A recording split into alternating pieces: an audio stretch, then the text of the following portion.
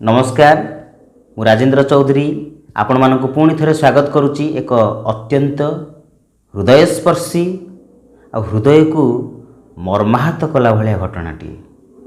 हृदय को मर्माहत एथिपाई करिवो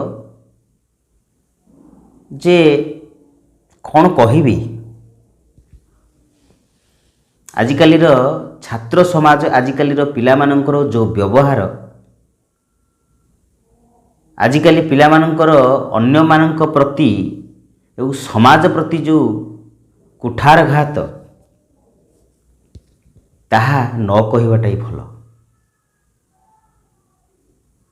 हृदय स्पर्शी एथिपाई कहूँ कहीं एथुर किसी शिखी हम यही घटनार किसी जानी हम। मुझे आपण मानक जो विषय कहवाई चाहूँगी टिके भल भाव चिंता करेंगे। आथिपाई हृदय को आघात करने कथा कहली, हृदय को अत्यंत कष्ट देवा कथा कहली जे से भली घटनाटी बेसी समय आपण मानकर नेबिनी किंतु जेतिकी समय आपण मानक सहित शेयर करी सेतिकी समय भितर आपण मानक कहबी आजिर छात्र समाज आजिर पिला माने आजिर युव समाज एते तळकु खसी जाइछंती जे से माने भाबु नाहंती कहा को कौन केते बेले को समय रे को मुहूर्त रे कौन कहि देउचंती।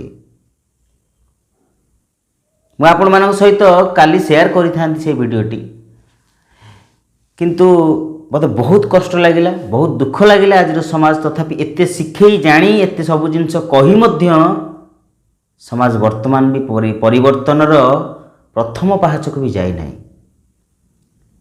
आ जो लोक प्रथम पाहाच को जाएनि परिवर्तन प्रथम पाहाच को जाएनि से तार सफलतार शीर्ष रे पहुँचवा भावंतु केते समय लागिवो। ए होची जिंस कथाटी एई रकमर जे गोटे पिला केते विशृंखलित। तेणु आपण माने एई कथारु निश्चित भावे सजोग हेबे।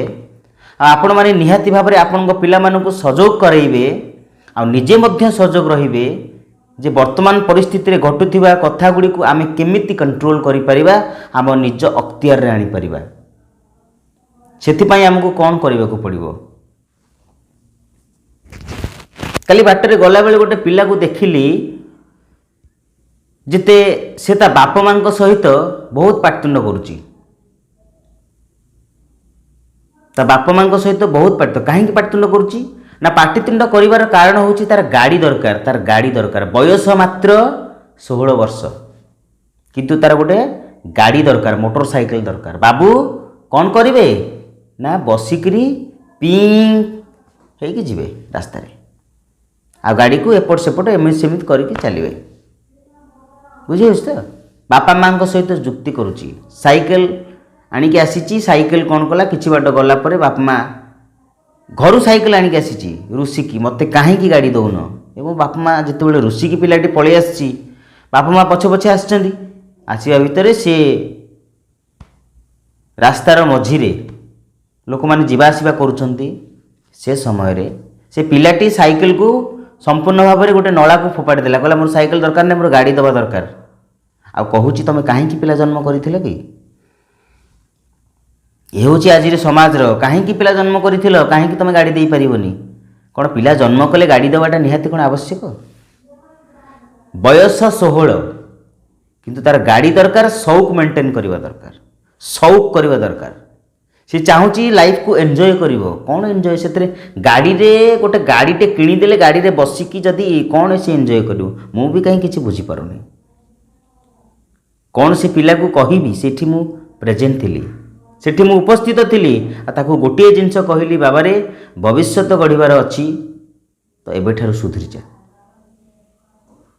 जदि किछि करिवार अच्छी जदि आगो को जीवार अच्छी सफलतार शीर्ष रे पहुँचबार अच्छी ताले एई सबु भोगविलास को छाड़ी निजर कर्तव्य करबा पई चेष्टा कर। बापा माँ कौन करिसंती न करिसंती ताको ध्यान न देई निजे कौन करबा दरकार आ निजे केते करिच बा केते करि परिबो ताकू गुरुत्व देंतु। बापा माँ कौन करि देइचंती कर देइचंती किए कहउचंती बापा माँ मो पई किछि रखि नांती कौन आउ रखि थांते कौन रखिथिले बा कौन होई थांता। बापा माँ तुमको जन्म देले तुमको पाठशाठ पढ़ेले सब जिनस कले बापा माँ केबे कोहटा को आपण चिंता करछंती ସେଥିପାଇଁ କୁହାଯାଇଛି ଯେ ଗୋଟେ କଥା ସୁନ୍ଦର କଥାଟେ କୁହାଯାଇଛି କ'ଣ ନା ଲୁହର ଓଜନ ଲୁହାଠୁ ବେଶୀ।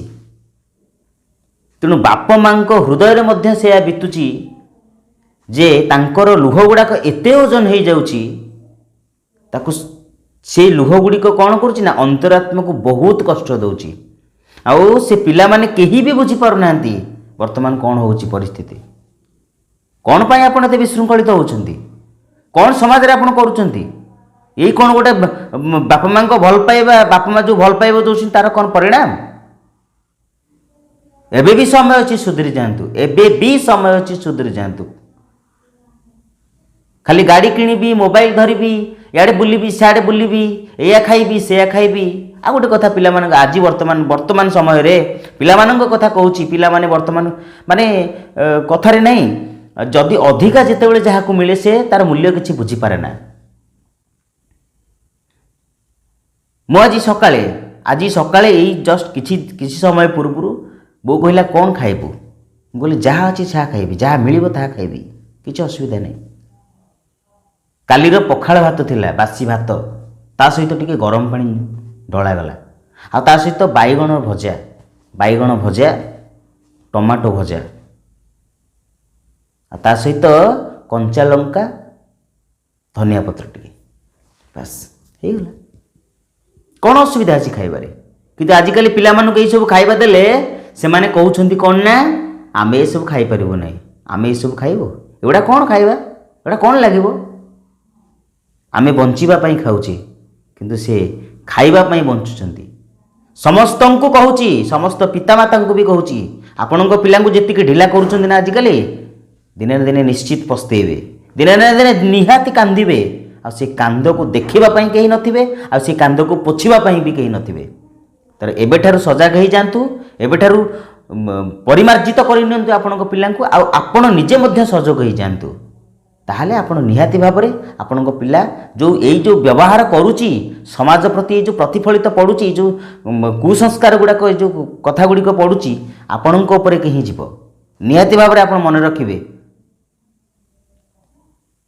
ହୃଦୟସ୍ପର୍ଶୀ କଥା, ଆଉ ତ ଆପଣଙ୍କୁ କଷ୍ଟ ଦେଲା ଭଳିଆ କଥା, କଷ୍ଟ ଲାଗିଲେ ଆପଣମାନେ ବୁଝିପାରିବେ ଯେ ପ୍ରକୃତିରେ ପିଲାମାନଙ୍କୁ ଏତେ ଭୋଗ ବିଳାସ ଦେବାର ଆବଶ୍ୟକତା କ'ଣ ଅଛି। କ'ଣ ଆପଣଙ୍କ ପିଲା କରି ପକାଇବ?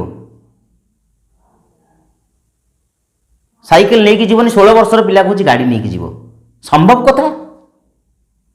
ନିଜେ ଚିନ୍ତା କରନ୍ତୁ କ'ଣ କରିବା ଦରକାର, କେମିତି ବଞ୍ଚିବେ ଏ ସମାଜରେ। ଭଲ ଭାବରେ ଚିନ୍ତା କରନ୍ତୁ, ଆଉ କ'ଣ କରିବେ ଆପଣମାନେ ଚିନ୍ତା କରନ୍ତୁ। ଏବେଠାରୁ ସଜଗ ହେଇଯାଆନ୍ତୁ, ନହେଲେ ସମ୍ପୂର୍ଣ୍ଣ ଭାବରେ ଆପଣଙ୍କ ଭବିଷ୍ୟତ ନଷ୍ଟ ହୋଇଯିବ। କାନ୍ଦିବା ଛଡ଼ା ଆଉ କିଛି ଆପଣଙ୍କ ପାଖରେ ବାଟ ନଥିବ। ଆଶା ରଖୁଛି ଏ ଭିଡ଼ିଓ ମାଧ୍ୟମରେ ଯେଉଁ କଥା ଗୁଡ଼ାକ କହିଛି ସେ କଥା ଗୁଡ଼ିକ ଆପଣମାନଙ୍କୁ ଭଲ ଲାଗିଥିବ। ଆପଣମାନେ ନିହାତି ଭାବରେ ଏ କଥା ଗୁଡ଼ିକ ତର୍ଜମା କରିବେ ଏବଂ ଭାବିବେ ଯେ କ'ଣ କୁହାଯାଇଛି, କାହିଁକି କୁହାଯାଇଛି, ଆମ ଭଲ ପାଇଁ କୁହାଯାଇଛି ନା ନାହିଁ। ବାସ୍ ଆଜି ପାଇଁ ଏତିକି, ପୁଣି ଦେଖା ହେବ ଆସନ୍ତା ଏକ ଭିଡ଼ିଓ ମାଧ୍ୟମରେ। ସେତେ ପର୍ଯ୍ୟନ୍ତ ବିଦାୟ ଦିଅନ୍ତୁ। ଯଦି ପ୍ରଥମ ଥର ଚ୍ୟାନେଲକୁ ଦେଖୁଛନ୍ତି ସବସ୍କ୍ରାଇବ୍ କରିବେ ଏବଂ ସାଙ୍ଗମାନଙ୍କୁ ସେୟାର କରିବେ।